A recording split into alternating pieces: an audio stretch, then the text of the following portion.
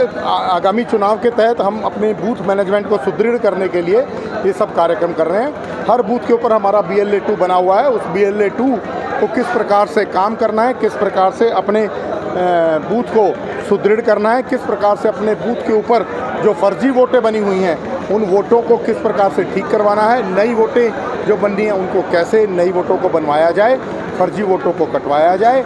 जो हमारे 80 वर्ष से ऊपर के वृद्ध लोग हैं, कुछ दिव्यांग हैं, उनकी वोट कैसे घर तक बने ये सुनिश्चित करना, अपने बूथ के ऊपर एक एक घर में जाकर के वोटों का सत्यापन करना और लोगों के अंदर भारतीय जनता पार्टी ने जो विकास के काम किए हैं, जो लोक जनहित के काम किए हैं, उन सब कामों को लोगों तक पहुंचाने का काम ये पूरी लोकसभा रुझान के बाद विधानसभा को किस तरह देखते हैं? देखिए, लोकसभा चुनाव से हमारे विधानसभा चुनाव अलग होने वाले हैं।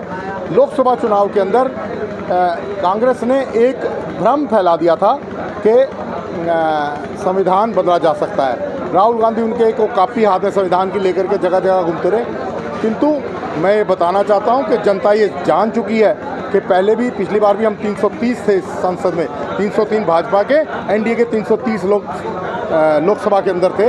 अगर इस प्रकार का कोई काम करना होता तो भारतीय जनता पार्टी तब करती, किंतु भारतीय जनता पार्टी सपने में भी संविधान को बदलने की नहीं सोच सकती।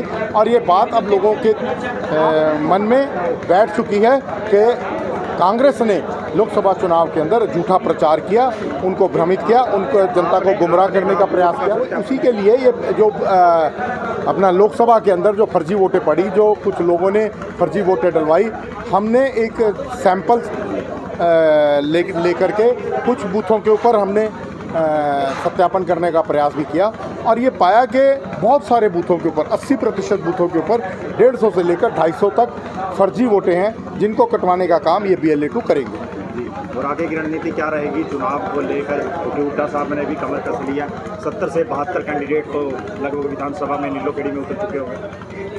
देखिए, कांग्रेस ये एक रण का मैदान है। इसके अंदर जिसकी बूथ मैनेजमेंट अच्छी होगी, जो जनता तक अपनी बात सही ढंग से पहुंचा पाएगा, उसकी विजय होगी। कांग्रेस 5 सीटें लोकसभा में जरूर जीत गई, किंतु तीन लोकसभा की सीटें हम बहुत कम मार्जिन से आ रहे हैं, वो जीत सकते थे।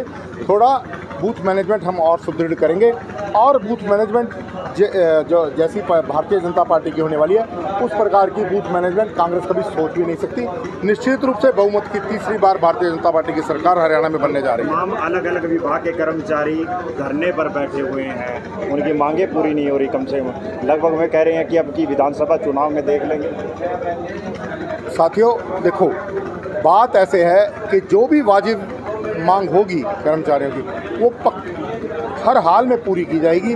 उनको उनकी मांगों को जो पक्का करने की पॉलिसी तैयार की जा रही है, पक्का करने की पॉलिसी भी की जा रही है। जो उनकी जायज़ मांगे हैं उन सब के ऊपर काम आरंभ हो गया है।